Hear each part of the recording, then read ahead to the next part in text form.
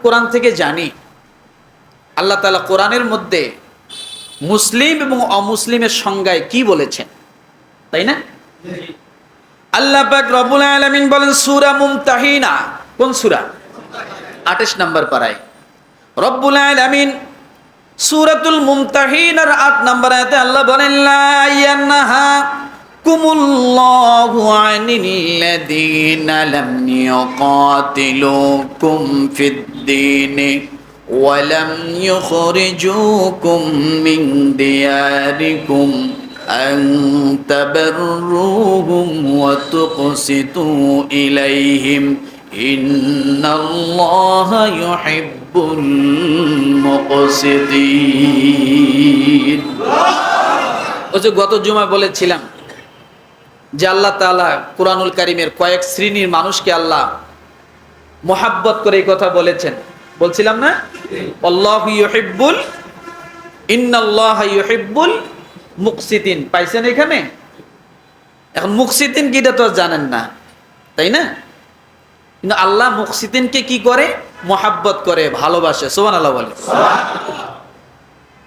আসুন আস্তে আস্তে বলি।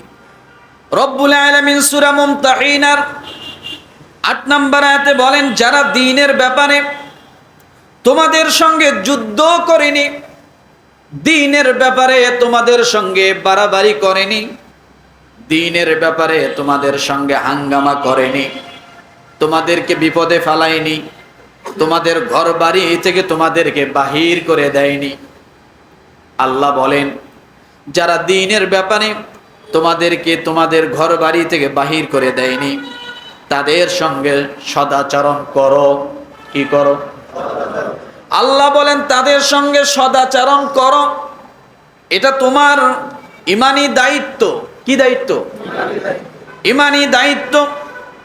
আল্লাহ বলেন তাদের প্রতি তোমরা ইনসাফ করো, কারণ তোমরা তাদের প্রতি কখনো জুলুম করিও না, অন্যায় করিও না, বাড়াবাড়ি করিও না। যারা তোমাদেরকে আক্রমণ করেনি তাদেরকে তোমরা কখনো আক্রমণ করতে যেও না। কার শিক্ষা এটা? আল্লাহ। কাকে শিক্ষা দিচ্ছেন? ইমানদারদেরকে, মুসলিমদেরকে আল্লাহ বলছেন। রব্বুল আলামিন ডাক দিয়ে বলেন যারা তোমাদের সঙ্গে যুদ্ধে জড়ায়নি, ঝামেলায় জড়ায়নি, যারা তোমাদের সঙ্গে বাড়াবাড়ি করেনি এবং যারা তোমাদেরকে বাড়ি ঘর থেকে বাহির করে দেয়নি তাদের সঙ্গে তোমরা সদাচরণ করো, তাদের সঙ্গে তোমরা ইনসাফপূর্ণ ব্যবহার করো। আল্লাহ বলেন তোমাদেরকে ইনসাফপূর্ণ ব্যবহার করতে আল্লাহ নিষেধ করেন না। নিশ্চয় আল্লাহ ইনসাফকারীদেরকে ভালোবাসেন। ইন্নাল্লাহা ইউহিব্বুল মুকসিতিন।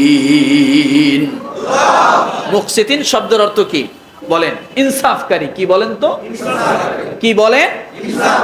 নিশ্চয় আল্লাহ ইনসাফকারীদেরকে ভালোবাসেন।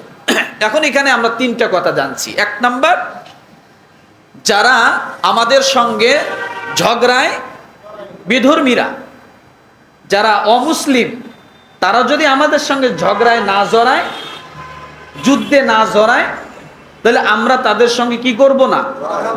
যুদ্ধে জড়াবো না। 1।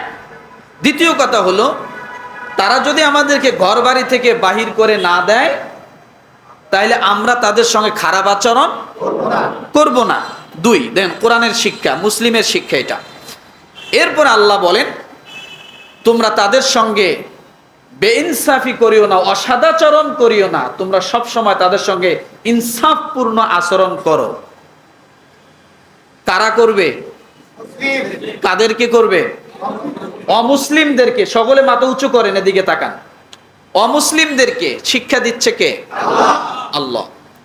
এরপরে আল্লাহ বলেন যে এই কাজ যারা করবে আমি আল্লাহ তাদেরকে, ওই সমস্ত ইনসাফকারীদেরকে ভালোবাসা দেব। তাহলে এই আয়াতের আলোকে দেখা যায় মুসলমান যত জায়গায়, যত দেশে যুদ্ধ হচ্ছে অমুসলিমদের সাথে, সব এগুলো অধিকার লড়াইয়ের যুদ্ধ চলছে। ফিলিস্তিন, গাজা আজকে ইসরায়েলের সঙ্গে যে যুদ্ধ করছে, ফিলিস্তিনের ভূখণ্ড এটা সম্পূর্ণটা কার? ফিলিস্তিনের, মুসলমানের। কিন্তু গাজা এটাকে যখন জবর দখল করলো, তখন তাদেরকে প্রতিহত করার জন্য আল্লাহ কি বলছেন? নিষেধ করেন না। এইরকম আমাদের দেশে কেউ যদি কোনো অমুসলিম যদি আমাদের সঙ্গে গায়ে পাড়া দিয়ে যুদ্ধ করতে চায়, তাহলে আমাদের বসে থাকা যাবে? কথা বলেন, মাথা উঁচু করেন, এদিকে তাকান, আমার দিকে তাকান, বসে মাথা নিচু করছেন।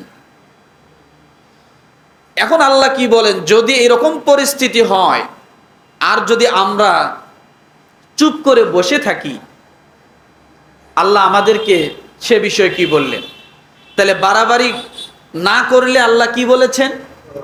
ইনসাফকারীদেরকে আল্লাহ ভালোবাসেন। আবার যখন আমাদের প্রতি যখন কোনো বাড়াবাড়ি হয়, তখন যদি আমরা চুপ করে বসে থাকি, আল্লাহ তখন কি বলছে দেখেন। রব্বুল আলামিন সূরা মুমতাহিনার 9 নম্বর আয়াতে আল্লাহ বলেন, ইন্নামা ইয়ানহাকুমুল্লাহু আনিল্লাযীনা ক্বাতালুকুম ফিদ-দীনি ওয়া আখরাজুকুম মিন দিয়ারিকুম ওয়া যাহারু আলা ইখরাজিকুম আন তাওয়াল্লাউহুম ওয়া মান ইয়াতাওয়াল্লাহুম ফাউলাইকা হুমুজ জালিমুন। রব্বুল আলামিন সূরা মুমতাহিনার 8 নম্বর আয়াতে আল্লাহ বলেন, যদি তোমাদের সঙ্গে কেউ যুদ্ধ না করে, তোমাদের সঙ্গে যদি কেউ বাড়াবাড়ি না করে, তোমাদের ঘরবাড়িগুলো যদি কেউ ধ্বংস না করে, তোমাদেরকে ঘরবাড়ি থেকে যদি কেউ বাহির না করে, তাহলে তোমরা অবশ্যই তাদের সঙ্গে সদাচরণ করবে। এটাতে কোনো দোষ নাই। কি নাই? যার কারণে এখনো বাংলাদেশের জমিনে যে সমস্ত ভদ্র হিন্দু ভাইয়েরা রয়েছে, আমরা কখনোই তাদের সঙ্গে বাড়াবাড়ি করি না। কিন্তু যারা আজকে বড় বড় বুলি তুলছে, পার্শ্ব রাষ্ট্র, হিন্দু রাষ্ট্র যে সমস্ত আছে, ভারত, সবচাইতে হিন্দুরা সেখানে নির্যাতিত, কথা ঠিক কিনা?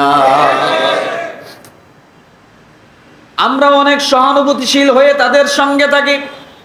আমাদের দেশের হিন্দু ভাইদের সঙ্গে আমাদের ভালো সম্পর্ক আছে, আছে না নাই? অনেক ভালো সম্পর্ক আছে, কিন্তু তারা উস্কানি দিয়ে তাদেরকে আমাদের বিরুদ্ধে লাগাই দিচ্ছে।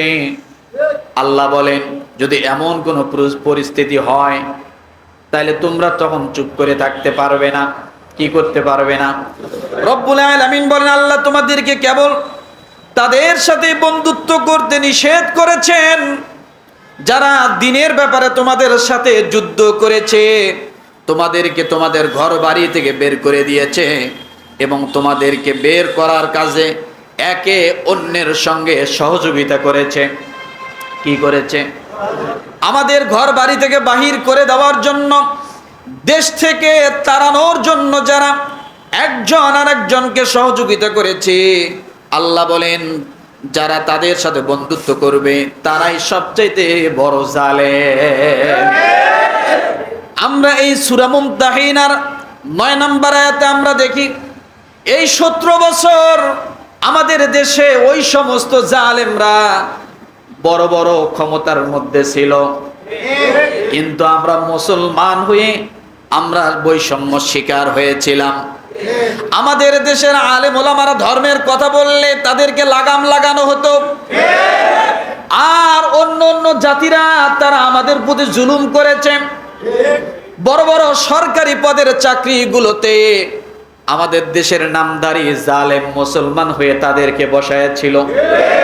তাদের যতগুলো পূজা হয়েছে সমস্ত পূজার জন্য কোনো বাধা ছিল না, কিন্তু আমাদের জন্য মুসলমান যখন ওয়াজ মাহফিল করবে 144 ধারা পর্যন্ত জারি করেছিল। এই জন্য বোঝা গেল জালেমদের সহযোগী আসিল কিনা, তারা কি জালেম কিনা? কথা বলেন, তারাও ছিল জালেম। আল্লাহ বলেন তাদের সঙ্গে যারা বন্ধুত্ব করবে তারাও হবে জালেম। অর্থাৎ বোঝা যায় একজন লোক জুলুম করে আপনি যদি তার সঙ্গে সম্পর্ক ছিন্ন না করেন, তার সঙ্গে যদি আপনি বন্ধুত্ব রাখেন, তার সঙ্গে যদি আপনি ওঠা বসা করেন, তার সঙ্গে যদি আপনার সমস্ত লেনাদেনা হয়, আল্লাহ বলেন ওই জালেমের কারণে আমি আল্লাহ তোমাকেও জালেমের কাতারে উঠাইয়া দেব। তাহলে আমরা 16 বছর আমরা দেখেছি মুসলমানরা হা করে একটা কথা বলতে পারিনি, পারছিলাম না, হা করে কথা বলতে পারিনি। আমাদের মসজিদগুলোতে তেমন কোনো বাজেট ছিল না, কিন্তু মন্দিরগুলোতে অনেক টাকা বাজেট ছিল। আমরা সঠিকভাবে ধর্মীয় কাজগুলো সম্পাদন করতে পারিনি। যেখানে করতে গেছি জঙ্গি ট্যাগ লাগাই দিয়ে ক্রস ফায়ার দিয়ে আমাদের মুসলমানদেরকে মেরেছিল, আছে না? তাহলে বোঝা গেল এই নামধারী মুসলমান জালেম আর ওই সমস্ত মানুষগুলো যারা বেদিন, যারা আমাদের প্রতি জুলুম করেছে, তাদের মাঝে কোনো পার্থক্য নাই। যার কারণে 16 বছরে ইসকন কোনো কথা বলে নাই, 16 বছরে ইসকন কোনো কথা বলেনি। আমি একটি রিপোর্টে দেখলাম, 23 সালের একটা রিপোর্টে বিদেশ থেকে একটা রিপোর্ট চাওয়া হয়েছিল, 154 জন হিন্দু ভাইদেরকে নাকি মারা হয়েছিল পুরা বছরের মধ্যে। ইসকনের কাছে তথ্য চাওয়া হয়েছিল, 23 সালে ইসকন তথ্য দিয়েছিল না, আমাদের কাউকে মারে নাই। কি করে নাই? এমন কোনো ঘটনা ঘটে নাই। আর 5 তারিখের পরে এখন বলতেছে হাজার হাজার ইসকন কর্মী মারা গেছে, হিন্দু মারা গেছে। তাহলে 5 তারিখের আগে কি ছিল? তখন অস্বীকার করেছে না, মারে নাই।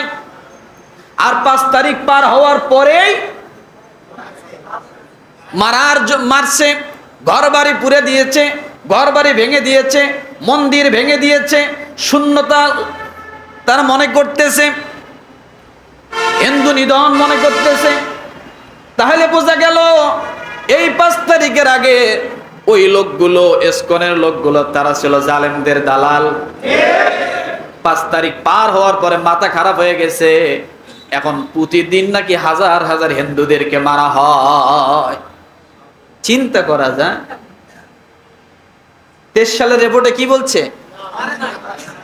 154 জন মারা যাওয়ার পরেও বলছে, কি বলছে? না, এমন কোন ঘটনা আমাদের ইসকনের ভিতরে, আমাদের হিন্দুর ভিতরে হয় নাই। আর 5 তারিখের পরে প্রতিদিন নাকি হাজার হাজার হিন্দু মারা হচ্ছে, ঘর বাড়ি পুড়িয়ে দেওয়া হচ্ছে, মন্দির পুড়িয়ে দেওয়া হচ্ছে, জ্বালায় দেওয়া হচ্ছে। তাহলে কি বোঝা যায়? মানে এতদিন তেল মাখা ছিল, এখন তেল মাখাইবো কেরা? আসল চেহারা বাইর হয়ে আসবে, যার কারণে এখন সব উঠে পড়ে লেগে গেছে, তাই না?